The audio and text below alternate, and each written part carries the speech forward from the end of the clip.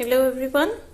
So yesterday we have done the chapter number 10 reading, that means water के बारे में हमने पढ़ा था. तो water के बारे में हमने क्या बोलते हैं हाफ चैप्टर को कंप्लीट कर लिया था. ठीक है. So now we are starting the chapter. ठीक है ना, फ्रॉम वेयर वी लेफ्ट. हमने रेन के बारे में कल पढ़ा था. रेन किस तरह से सोर्स ऑफ, बहुत मेन सोर्स ऑफ वाटर है. ठीक है. और अभी हम आज स्टार्ट करने वाले हैं कि किस तरह से स्नो एज अ सोर्स है. ठीक है ना, हमने दो सोर्सेस पढ़े थे कल, rain as well as snow. तो देखिए स्नो के बारे में. Very first thing, snow. Have you ever been to a hill station during winters? क्या आप विंटर सीजन में कभी हिल स्टेशन पर गए हो? Yes. And seen the snowfall. और स्नोफॉल आपने देखी है. The snowfalls a small white cotton like flakes. Snow बहुत हल्की होती है, बिल्कुल कॉटन की तरह छोटे छोटे फ्लेक्स. ठीक है ना, गिरते हैं. ठीक है ना, हल्की, बिल्कुल हल्के कॉटन के जैसे रुई को हम गिरा देते हैं. ठीक है, उस तरह से गिरती है स्नो. ओके. नेक्स्ट देखिए, trees, roof of the houses and hills are get covered with snow. तो सभी चीजें जो है, देखिए यहाँ पिक्चर में भी दिखाया हुआ है, हर चीज क्या हो जाती है, एक व्हाइट, एक तरह से स्नो की चादर से कवर हो जाती है. ठीक है. A white sheet seems to cover everything. एक व्हाइट शीट, ऐसा लगता है सब शीट ने सब चीजों को क्या कर लिया है, कवर कर लिया है. It is beautiful sight indeed. Snow is a major natural source of water. Snow क्या है? Major natural source of water. हमने कल पढ़ा था, there are two major natural sources of water. First is the rain and second is snow. Second is snow. ठीक है. Now in winters there is normally heavy snowfall on the mountains. Winters में क्या होता है, generally बहुत heavy snowfall होती है. अभी विंटर सीजन चल रहा है, तो आप सुनते होंगे जम्मू एंड कश्मीर में, हिमाचल प्रदेश में, उत्तराखंड में बहुत स्नोफॉल हो रही है. ठीक है ना, तो बहुत स्नोफॉल होती है. और जब समर सीजन आते हैं, ड्यूरिंग समर्स, जब समर सीजन आता है तो उस वक्त तक ये सारी स्नो क्या हो जाती है, पिघल जाती है. ठीक है ना, मेल्ट हो जाती है. This a part of the snow melts. ठीक है ना, कुछ हिस्सा इस स्नो का मेल्ट हो जाता है, कुछ जो बहुत ऊंचाई पर है, पहाड़ों पर है, टॉप्स पर है, वो एज इट इज रहता है.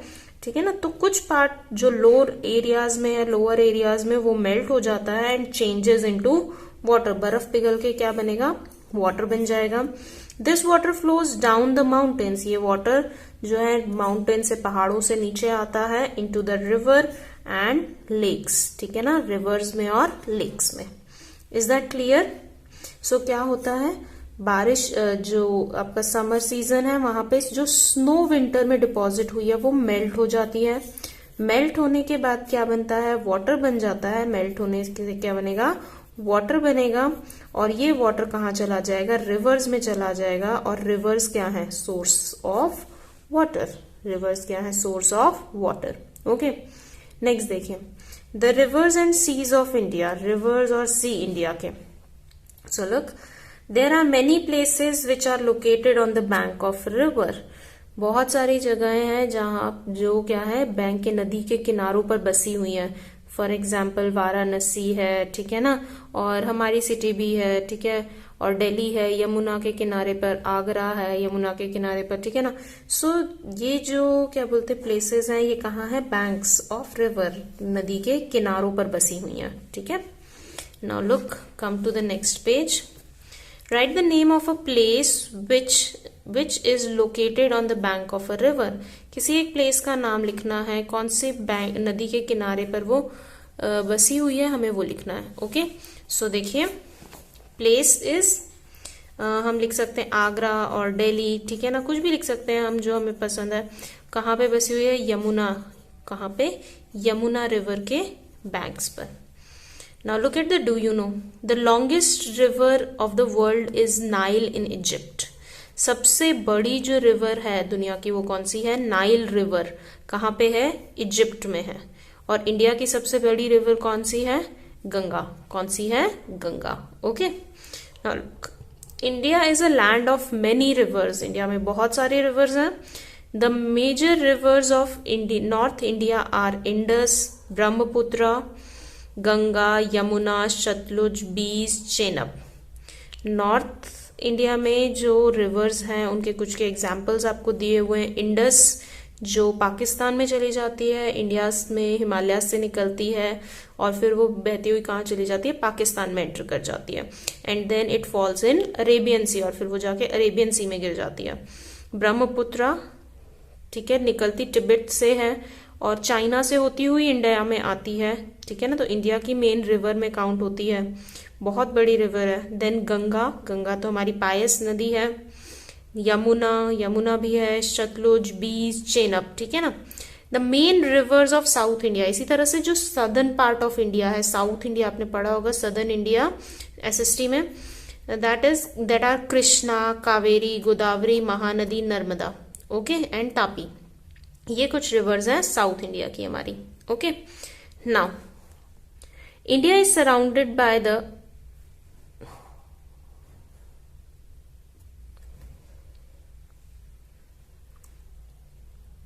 Now, India is surrounded by the Indian Ocean on south. नीचे से हमारा इंडिया इस तरह से दिखाई देता है हमें, इस तरह से, तो ये सदर्न पार्ट ऑफ इंडिया है। नीचे बिल्कुल एंड पर सदर्न साइड में क्या है, इंडियन ओशन है। क्या है, इंडियन ओशन, ओके। यहाँ पे बंगाल है, वेस्ट बंगाल, ठीक है, तो इस यहाँ पे जो सी है उसे हम क्या बोलते हैं, बे ऑफ बंगाल, इस सी का नाम। एंड देन यहाँ पे कौन सा सी है, Arabian sea. So India is a peninsula. Peninsula मतलब एक ऐसा लैंड, एक ऐसी जगह जो तीन साइड से किससे सराउंडेड है, पानी से, पानी ने उसे तीन साइड से घेरा हुआ है। तो इंडिया क्या है, एक पेनिनसुलर कंट्री है, जहां पे ईस्ट साइड पे बे ऑफ बंगाल है, वेस्ट साइड पर अरेबियन सी है, और आपका क्या है, इंडियन ओशन है सदर्न साइड पर, साउथ में, ओके। नॉर्थ में तो हिमालयाज हैं ही, ओके।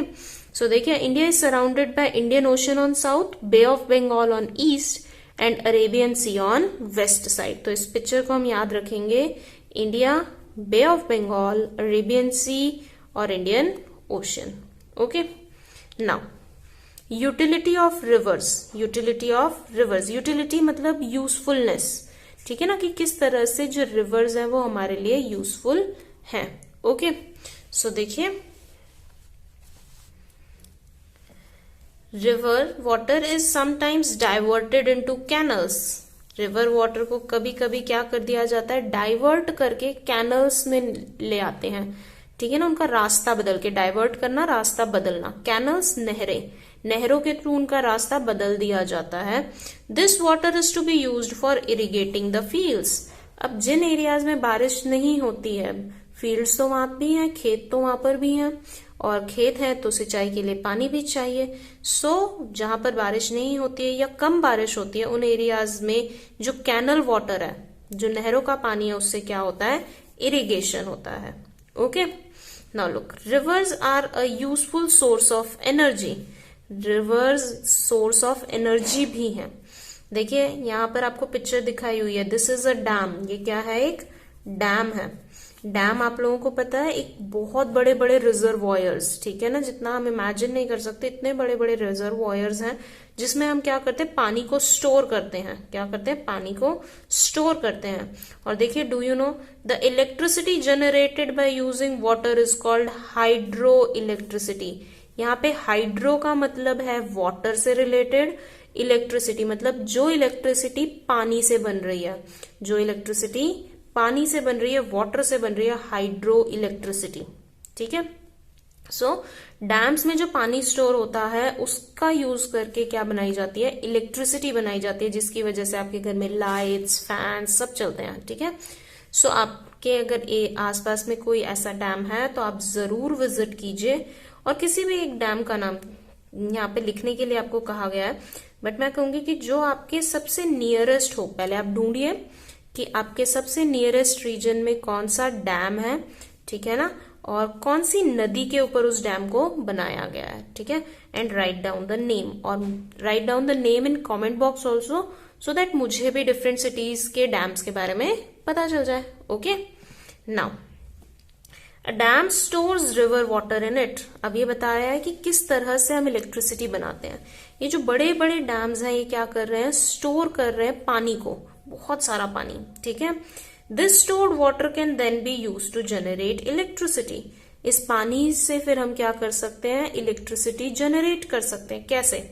फॉर एग्जाम्पल डैम में वाटर है, पानी को ऊपर से गिराया जाता है। अगर पानी ऊपर से गिरेगा तो उसके पास बहुत एनर्जी होगी, ठीक है ना, बहुत ज्यादा एनर्जी होगी।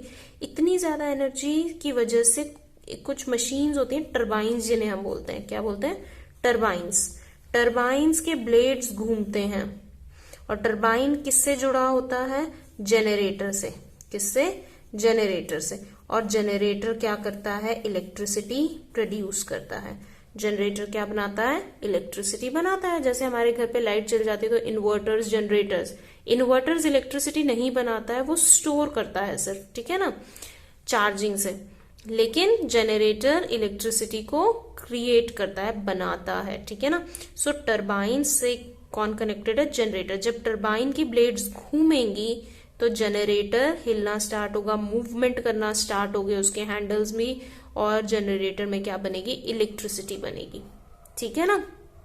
तो देखिए, this stored water can thus be used to generate electricity. For this it is made to fall from a height. अब इसके लिए क्या किया जाता है, बहुत ऊंचाई से, मैंने बताया ना, पानी को टरबाइंस के ऊपर गिराया जाता है ताकि टरबाइंस घूमे। Okay, so with this the chapter is over. Hope आपको चैप्टर बहुत अच्छे से समझ में आ गया। लेकिन if there is any doubt you can ask me in the comment box. And ये जरूर मुझे डैम और रिवर का नेम जरूर अपने कमेंट बॉक्स में बताइएगा, सो दैट सबको पता चल सके कि आप कहाँ हैं, सिटी के, कौन सी सिटी में, और कौन सा डैम आपके पास है, आपके घर के पास में है। Okay, so goodbye everyone and stay healthy and take care.